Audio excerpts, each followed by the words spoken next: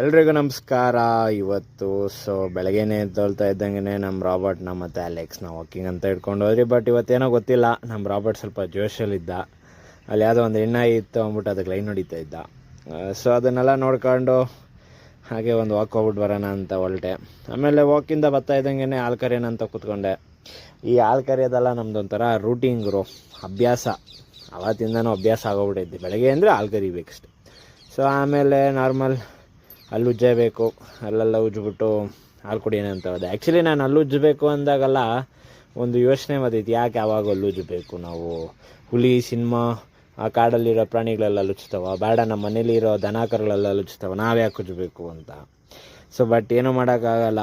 But for hygienic purpose ನಾವು ಅಲ್ಲಿ ಉಜ್ಜಬೇಕು. ಆಮೇಲೆ ಗಾಡಿ ಎತ್ಕೊಂಡು ಹಗ್ಗ ಕುಡ್ಗೋಲೆಲ್ಲ ಎತ್ಕೊಂಡು ಮೇವು ಕೊಯ್ಯೋಣ ಅಂತ ಹೊರಟೆ. ಮೇವೆಲ್ಲ ಕೊಯ್ತಾ ಇದ್ದಂಗೆ ನಮ್ಮ ಅಪ್ಪ ಬಂದು ಹೊರೆಗೆಲ್ಲ ಇಕ್ಕಿ ಹೊರೆ ಕಟ್ಕೊಟ್ರು. ಮೇವೆಲ್ಲ ತಗೊಂಬಂದು ಮನೆ ಹತ್ರ ಹಾಕಿದೆ. ಆಮೇಲೆ ಕೈಕಾಲು ಮುಖ ತೊಳೆದೆ.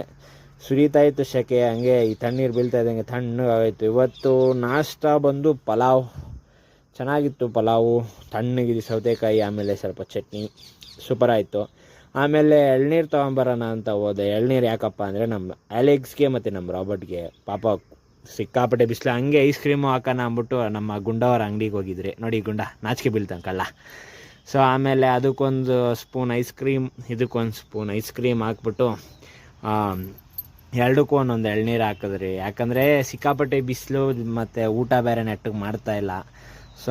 ಅವನ್ನ ಕೇರ್ ಕೂಡ ಅಷ್ಟೇ ಮಾಡಬೇಕಲ್ಲ ಅಂದ್ಬಿಟ್ಟು ಅವೆಲ್ಲ ಊಟ ಇಕ್ಬಿಟ್ಟು ಇವತ್ತಿನ ವ್ಲಾಗ್ನ ಮುಕ್ತಾಯ ಮಾಡಿದೆ. ಬಾಯ್.